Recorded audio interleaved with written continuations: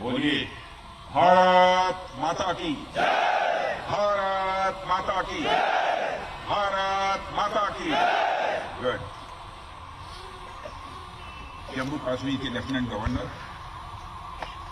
श्री मनोज जी सिन्हा, जम्मू कश्मीर के मुख्यमंत्री जनाब अमर अब्दुल्ला साहब, chief of army staff general Upendra Dwivedi, GOC northern command lieutenant general Prateek Sharma, GOC 15 corps lieutenant general Prashant Shrivastava और हमारी आर्म्ड फोर्सेस के सारे ऑफिसर्स और मेरे बहादुर जवानों, सबसे पहले आतंकवाद और आतंकवादियों से लड़ते हुए हमारे जिन बहादुर जवानों ने अपनी शहादत दी है, उनकी शहादत को मैं नमन करता हूं, उनकी मैं स्मृति को नमन करता हूं। और साथ ही पहलगाम में जो निर्दोष नागरिक आतंकवादियों के द्वारा मारे गए हैं, उनकी भी स्मृति को मैं नमन करता हूं। मैं हमारे घायल सैनिकों के साहस को भी नमन करता हूं और ईश्वर से यह प्रार्थना करता हूं कि वह जल्द से जल्द स्वस्थ हो जाएं। मेरे दोस्तों, इन विषम परिस्थिति में आप सबके बीच आज आकर मैं स्वयं को बहुत ही गौरवान्वित महसूस कर रहा हूं।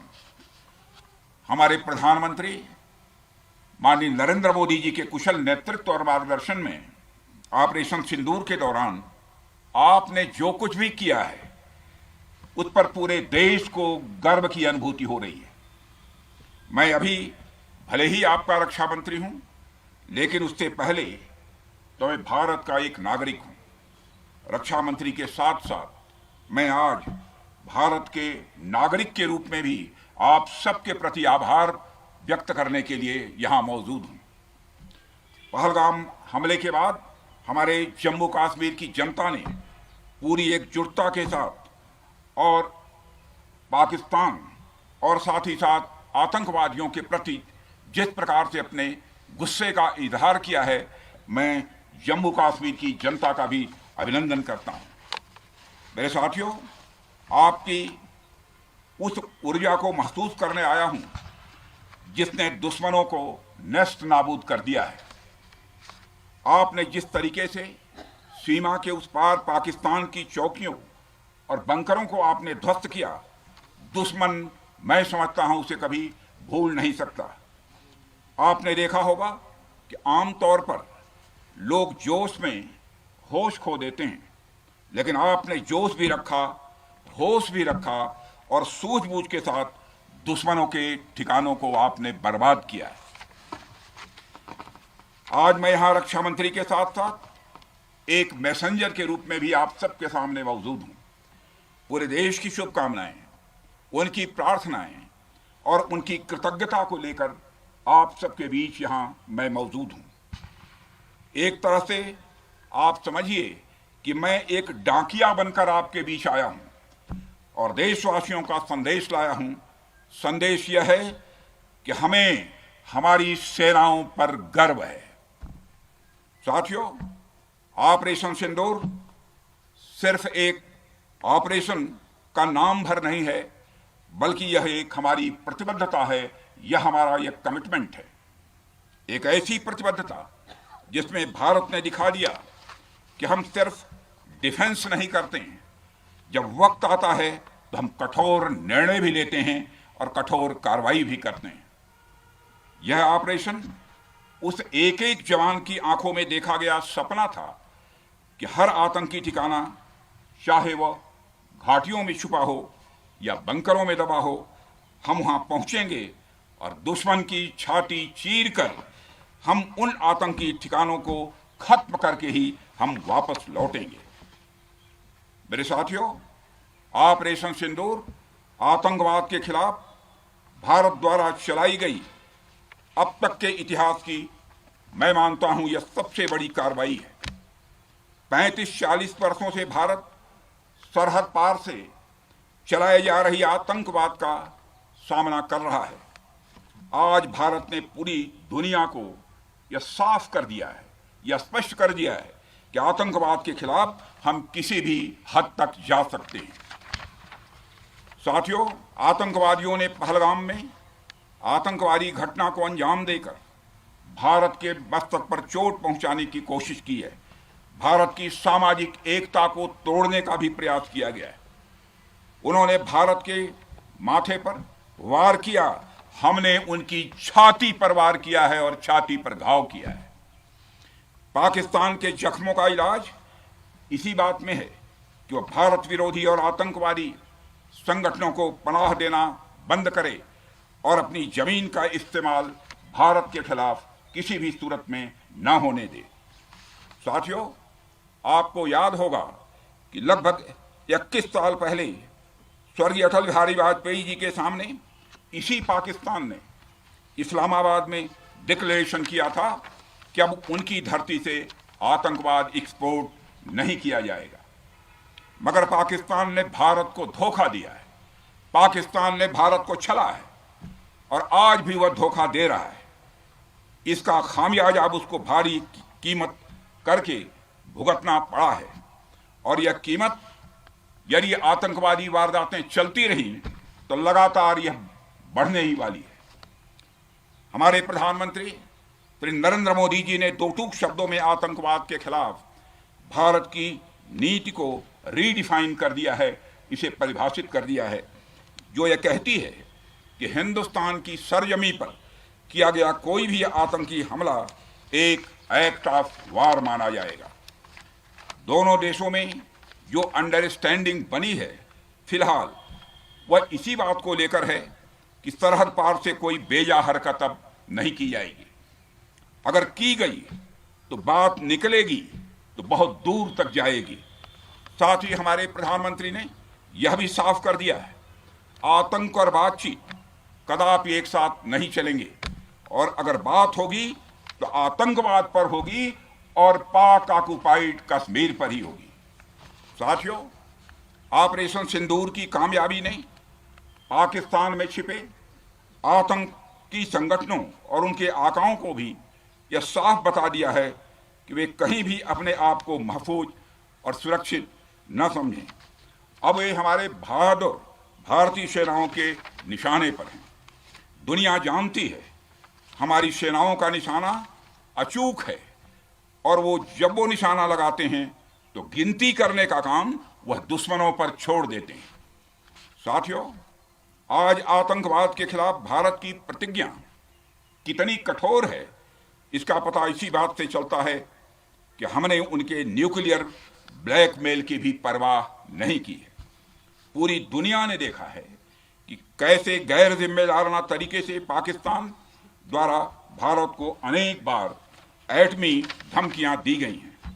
आज श्रीनगर की धरती से मैं पूरी दुनिया के सामने यह सवाल उठाना चाहता हूं कि क्या ऐसे गैर जिम्मेदार और रोग नेशन के हाथों में परमाणु हथियार सुरक्षित हैं? मैं दुनिया के सामने यह सवाल खड़ा करना चाहता हूं। मैं मानता हूं कि पाकिस्तान के एटमी हथियारों को IAEA international atomic energy agency की निगरानी में लिया जाना चाहिए। मैं ये कहना चाहूँगा और साफ तौर पर कहना चाहूँगा। साथियों, हमारी सेनाओं हमारी सीमाओं पर अपनी मातृभूमि की रक्षा के लिए जिस तरह से आप सभी बिना रुके बिना थके दिन रात लगे रहते हैं वह अपने आप में अद्भुत है और अद्वितीय भी है। आपकी यही बातें हम सब भारतीयों के लिए मार्गदर्शक का कार्य करती हैं। यही कारण है कि मैं हमेशा आपसे मिलने के लिए उत्साहित रहता हूं ताकि आपके अंदर की ऊर्जा से हम सब भी कुछ प्रेरणा ले सकें। साथियों, आतंकियों ने पहलगाम में धर्म पूछकर हमारे निर्दोष लोगों को मारा। उसके बाद आपने जो जवाब दिया उसे पूरी दुनिया ने देखा है। उन्होंने यह नहीं सोचा कि आम नागरिकों ने उनका क्या बिगाड़ा है, उन्होंने ऐसा क्या किया है कि उन्हें मार दिया जाए।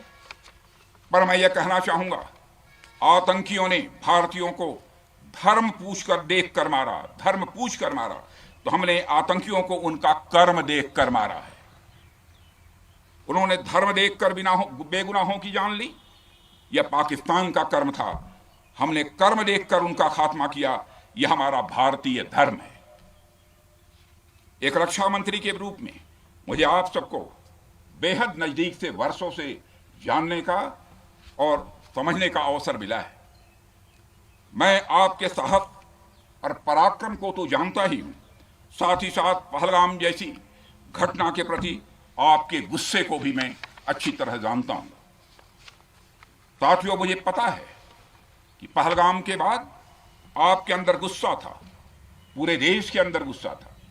मुझे पता है कैसा महसूस होता है जब धमनियों में बह रहा रक्त बेकाबू होने लगे। और मुझे इस बात की खुशी भी है कि आपने अपने गुस्से को सही दिशा देते हुए बड़ी बहादुरी और सूझबूझ के साथ पहलगाम का बदला लिया है। रही बात पाकिस्तान की, तो उसकी बात ही क्या करूं आपसे। वह देश तो मांगते मांगते अपनी जहालत से एक ऐसी हालात में आ गया है कि उसके बारे में यह भी कहा जा सकता है कि पाकिस्तान जहां भी खड़ा होता है वहीं से मांगने वालों की लाइन प्रारंभ हो जाती है। अभी आपने सुना ही होगा कैसे वह फिर एक बार इंटरनेशनल मॉनेटरी फंड IMF के पास कर्ज मांगने गया। वहीं दूसरी तरफ हमारा देश है कि हम आज उन देशों की श्रेणी में आते हैं जो IMF को फंड देते हैं ताकि IMF गरीब देशों को कर्ज दे सके।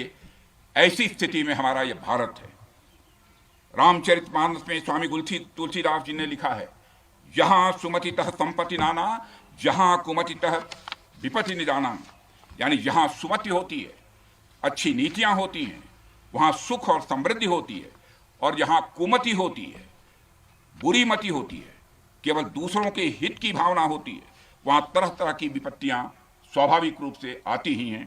पाकिस्तान जिसका जीता जागता यह उदाहरण है। साथियों, भारत के बारे में पूरी दुनिया यह बात जानती है कि हमने हमेशा शांति को प्राथमिकता दी है। हम आमतौर पर युद्ध के समर्थक कभी नहीं रहे, लेकिन स्थितियां जब इतनी विकट हो जाएं, जब देश की संप्रभुता पर आक्रमण होने लगे, तो जवाब देना यह आवश्यक हो जाता है। राष्ट्रकवि रामधारी सिंह दिनकर जी की पंक्तियां आपके सामने रखना चाहूंगा। रुग्ण होना चाहता कोई नहीं, रुग्ण होना चाहता कोई नहीं, रोग लेकिन आ गया जब पास हो तिक्त औषधि, कड़वी औषधि, तिक्त औषधि के सिवा उपचार क्या, शमित होगा वह नहीं मिष्ठान्न से। यानी कोई बीमारी अगर लग जाए तो वह मिठाई से दूर नहीं होती है, उसके लिए कड़वी दवा ही काम करती है। इसलिए आतंकवाद जैसे रोग के लिए भी ऑपरेशन सिंदूर जैसी दवा की बड़ी जरूरत हो गई थी। साथियों, पूरे देश में हमारी सेनाओं को और हमारे सैनिकों को एक सम्मान की दृष्टि से देखा जाता है।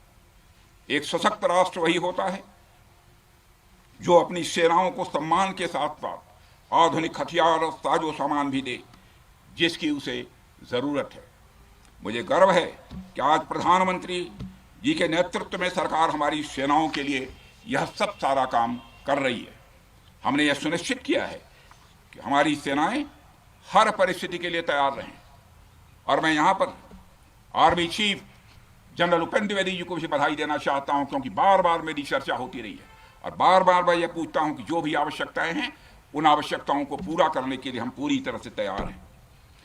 और इसलिए इसके लिए हम वर्ल्ड क्लास बेहतरीन गुणवत्ता वाले साजो सामान अपनी सेनाओं को देने की कोशिश कर रहे हैं।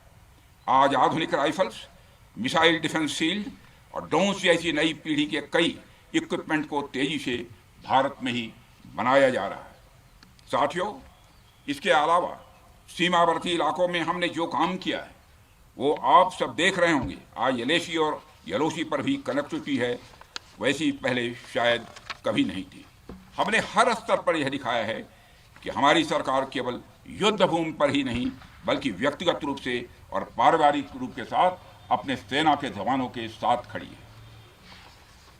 साथियों, अंत में एक बार फिर आप सभी को आपके शौर्य और पराक्रम के लिए हृदय से हार्दिक बधाई देता हूं। मैं आपको यह आश्वासन देता हूं कि हमारे प्रधानमंत्री जी के नेतृत्व में देश की सरकार और देश की जनता हर कदम पर, हर स्थिति में आपके साथ कंधे से कंधा मिलाकर खड़ी है। मुझे पूरा विश्वास है कि आपके सहयोग से हम इस पूरे क्षेत्र में आतंकवाद का समूल नाश करेंगे, ताकि कल को कोई भारत की संप्रभुता के खिलाफ आंख उठाने की हिमाकत न कर सके। इसी आशा और विश्वास के साथ आप सबके शौर्य और पराक्रम की सराहना करते हुए और आप सभी को अपनी हार्दिक शुभकामनाएं देते हुए अपना निवेदन समाप्त करता हूं। बोलिए जय हिंद, जय हिंद। यहाँ का घोष वाक्य क्या है? भारत माता की जय है। क्या बात है।